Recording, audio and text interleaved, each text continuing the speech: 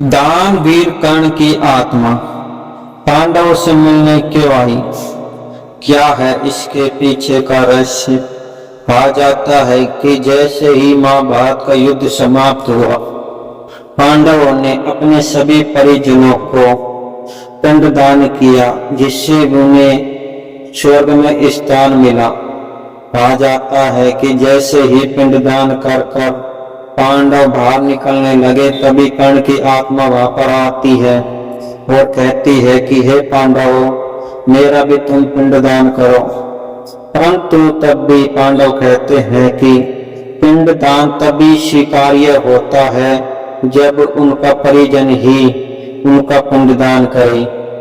तब अंगराज कर्ण कहते हैं कि वास्तव में ये सत्य बात है, परंतु मेरे परिजन तो तुम ही हो। युधिष्ठिर को यह विश्वास नहीं होता है, तो कर्ण कहता है कि मैं तुम्हारा ज्येष्ठ भ्राता हूँ और मैं कुंती पुत्र ही हूँ। जब यह बात युधिष्ठिर को पता चलती है तो वे लज्जा में झुक जाते हैं और सोचते हैं कि हमने इनका सदा अनादर किया है। परंतु यह सत्य साबित करने के लिए वे अपनी माता के पास जाते हैं और माता सारी सत्य घटना बता देती है कि कर्ण का जन्म मेरे विवाह होने से पहले हुआ था। मैंने समाज की लज्जा रखने के लिए इसे नदी में बहा दिया, परंतु वास्तव में कर्ण तुम्हारा ज्येष्ठ है, उसका पिंडदान तुम्हें करना चाहिए। इससे दुखी होकर और अपने आप को अधर्मी मानते हुए युधिष्ठिर ने सभी नारी जातियों को श्राप दिया कि आज के बाद इनके मन में कोई भी बात ज्यादा समय तक छुपी नहीं रहेगी। तभी से स्त्रियां किसी बात को ज्यादा समय तक नहीं रोक सकती। और इतना सुनते ही पांडवों ने दानवीर कर्ण का अंतिम संस्कार किया और उनका पिंडदान किया, जिससे अंगराज कर्ण को उच्च लोक की प्राप्ति हुई। कहा जाता है कि अंगराज कर्ण पांडवों के ज्येष्ठ थे, परंतु उनको पिंडदान नहीं मिलने के कारण उनको स्वर्ग में स्थान नहीं मिल रहा था। इसलिए वे पांडवों के पास आए थे और अपना पिंडदान कराकर उन्हें स्वर्ग में स्थान मिला। कहा जाता है कि जब भी महाभारत युद्ध की बात होती है तो दानवीर कर्ण का नाम सबसे पहले लिया जाता है, क्योंकि उनके समान धनुर्धर और दानवीर और पराक्रमी इस युद्ध में कोई नहीं था। क्योंकि कर्ण एक ऐसे योद्धा थे जो पांचों पांडवों पर भारी पड़ते थे।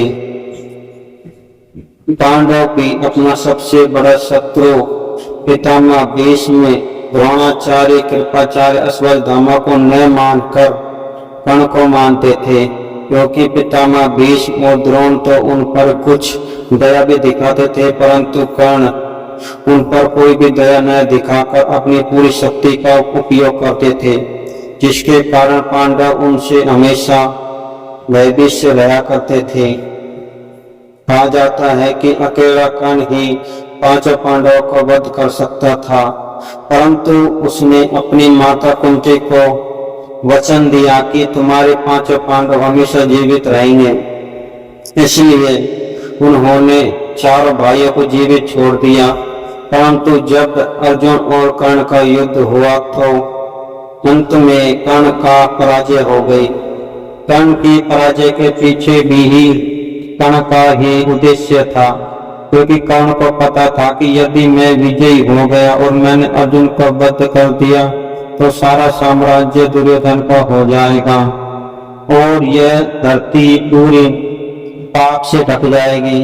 क्योंकि कर्ण मानते थे कि जब पांडवों के सामने ही उनकी पत्नी का वस्त्र हरण कर सकता है, जो सबसे अधिक बलशाली और पराक्रमी होते हुए भी अपनी पत्नी की नहीं रक्षा कर पाए, परंतु जब वे साधारण स्त्रियों को छेड़ते तो उनकी रक्षा भला कौन कर सकता था। इसी व्यवस्था से होकर कर्ण ने अपना बलिदान करना ही श्रेष्ठ समझा और इसी के कारण दानवीर कर्ण का नाम सबसे सर्वोच्च श्रेणी में लिया जाता है और उन्हें दानवीर कर्ण के नाम से भी जाना जाता है। इसलिए अपना पिंडदान करवाने के लिए ही कर्ण अंत में पांडवों के पास आए थे। यदि आप इससे सहमत हैं, यदि आप अन्य कोई जानकारी हो तो कमेंट में अवश्य बताएं और कमेंट में जय श्री कृष्ण लिखना ना भूलें।